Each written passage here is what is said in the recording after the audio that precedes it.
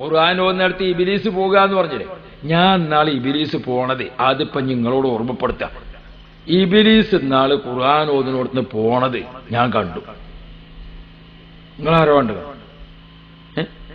കണ്ടിട്ടില്ല? നിങ്ങൾ ശ്രദ്ധിക്കായിട്ടാണ്, ഞങ്ങളും കാണും. ഇനി ഇവിടുത്തെ സ്ഥിതി എനിക്കറിയില്ല കേട്ടോ. നമ്മളെ നാട്ടില് ഒരാൾ മരണപ്പെട്ടു.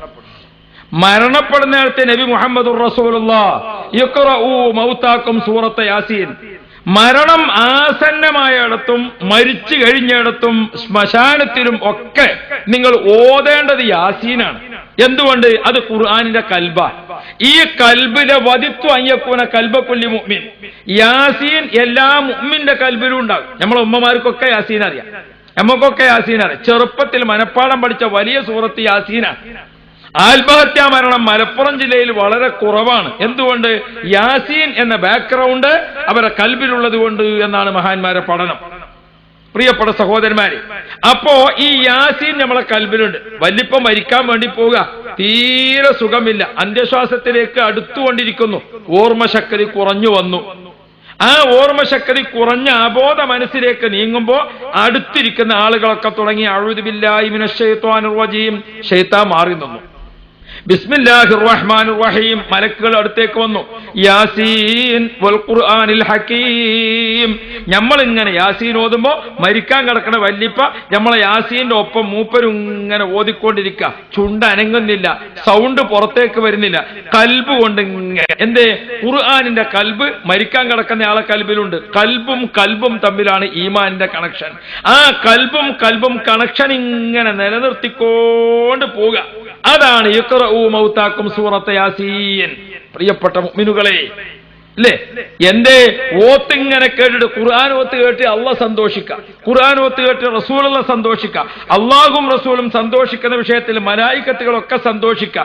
ആ സമയത്ത് ബഹുമാനപ്പെട്ട മലക്ക് അസ്റായീൽ, റൂഹിനെ പിടിക്കാൻ അസ്റായീൽ അലൈഹിസ്സലാം വരുമ്പോ അള്ളയും മലക്കുകളും റസൂലുള്ളയും ഒക്കെ സന്തോഷിച്ചു നിൽക്കുന്നു. ഖുർആൻ ഇങ്ങനെ ഓത്ത് നടക്കുന്നു. അവിടേക്കല്ലേ അസ്റായീൽ വരേണ്ടത്? ഇതാണ് ദീന്, അതാണ് സുന്നത്ത് ജമാഅത്ത്. പ്രിയപ്പെട്ട മുഅ്മിനുകളെ, മരിക്കാൻ പോണ ആളെ റൂഹ്, ആ റൂഹ് മലായിക്കത്ത് ഇങ്ങനെ ഇങ്ങോട്ട് എടുത്തിട്ട് യാസീനിൽ പൊതിഞ്ഞിങ്ങനെ കൊണ്ടുപോവുക. അല്ലാഹു നമുക്ക് ആ ഭാഗ്യം തരട്ടെ. ഒന്ന് അതിന്റെ ഒരു കൗതുകം ആലോചിച്ച് നോക്കി നിങ്ങൾ, അതിന്റെ ഒരു സന്തോഷം ആലോചിച്ച് നോക്ക് നിങ്ങൾ.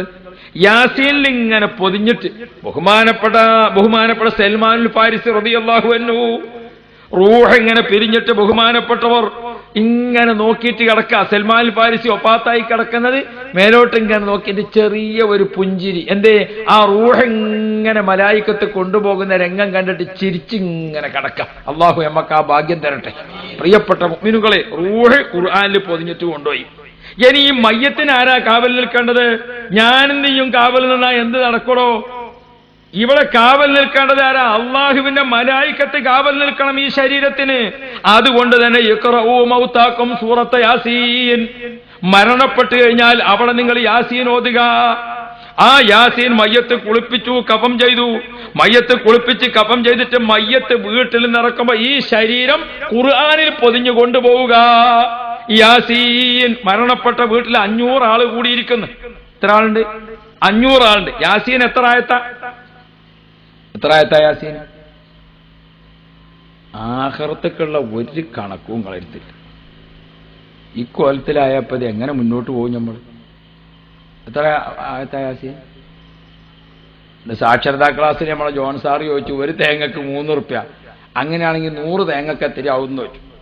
കുഞ്ഞൽബാക്ക പറഞ്ഞു, അത് തേങ്ങ കാണാതെ പറയാൻ പറ്റൂല, മൂപ്പര് മറ്റേ കച്ചവടാണേ. ഈ ബേജാറ് ഇവിടെ വേണ്ടല്ലോ. അള്ളാഹു സലാമത്താക്കട്ടെ. നബി മുഹമ്മദുർ റസൂലുള്ളാഹ് മുത്തുനബി ഓർമ്മപ്പെടുത്തുകയാണ്. സൂറത്തു യാസീൻ 83 ആയത്താണ്. മനസ്സിലാക്കണം മുഅ്മിനുകളെ, 83 ആയത്ത് യാസീൻ, 7 ആയത്ത് ഫാത്തിഹ.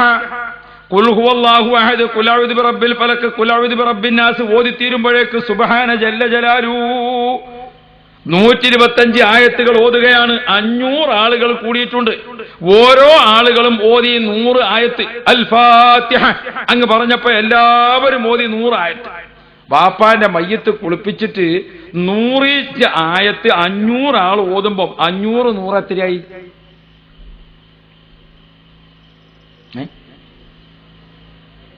എല്ലാം ഇപ്പം തന്നെ പഠിച്ചാൽ നിൽക്കണ്ട, ഒന്ന് പോയിട്ട് പെരീന്ന് കണക്ക് കൂട്ടി നോക്കുന്നുണ്ട് ബാപ്പാന്റെ ഖബറിലേക്ക് എത്ര ആയത്ത് കിട്ടും എന്നുള്ളത്.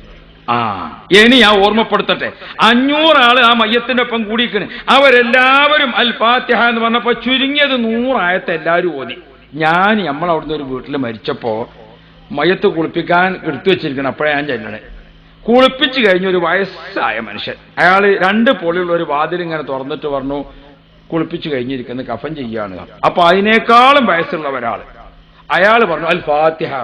അപ്പൊ ഈ സദസ്സിന്ന് 100-500 ആള് അഊദു ബില്ലാഹി മിനശ് ശൈത്വാനിർ റജീം ഓത്താണ് തുടങ്ങി. അപ്പൊ ഒരു 5-8 സ്റ്റൂളും വന്ന് ശൈത്താൻ ഇങ്ങനെയാണ് നീച്ചു പോയി.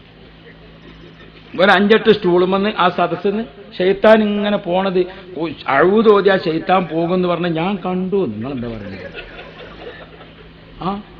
അപ്പൊ തന്നെ ബിസ്മില്ലാഹിർ റഹ്മാനിർ റഹീം ആ സ്റ്റൂളുമൊക്കെ മോമിനീങ്ങൾ വന്ന് ഇരുന്നും ചെയ്തു. ഖുർആൻ ഓതുന്നേരത്തെ മലായിക്കത്ത് ഇങ്ങോട്ട് വരും, ശൈത്താൻ അങ്ങോട്ട് പോകുന്നുള്ളത് ഞാൻ കണ്ടത്. നിങ്ങൾ കണ്ടുക്കണം. അപ്പൊ ഞാൻ പറഞ്ഞില്ല നിങ്ങൾ ശ്രദ്ധിക്കായിട്ടാണ്. അപ്പോ ഓർമ്മപ്പെടുത്തുന്നത്, പ്രിയപ്പെട്ട മുഅ്മിനുകളെ, നമ്മുടെ കൂട്ടത്തിൽ, നമ്മുടെ വീട്ടിൽ, നമ്മുടെ മുലകുടി ബന്ധത്തിൽ, നമ്മുടെ രക്തബന്ധത്തിൽ, നമ്മുടെ വിവാഹ ബന്ധത്തിൽ, നമ്മുടെ അയൽവക്ക ബന്ധത്തിൽ, നമ്മുടെ രാഷ്ട്രീയ ബന്ധത്തിൽ നമ്മുടെ ഖുർആൻ ഓതിയിട്ട് നമ്മുടെ റൂഹ് ഖുർആനിൽ പൊതിഞ്ഞു കൊണ്ടുപോകുന്നതിന് തടസ്സം നിൽക്കുന്ന വിശ്വാസക്കാരുണ്ട്. അവരെ സൂക്ഷിക്കണം.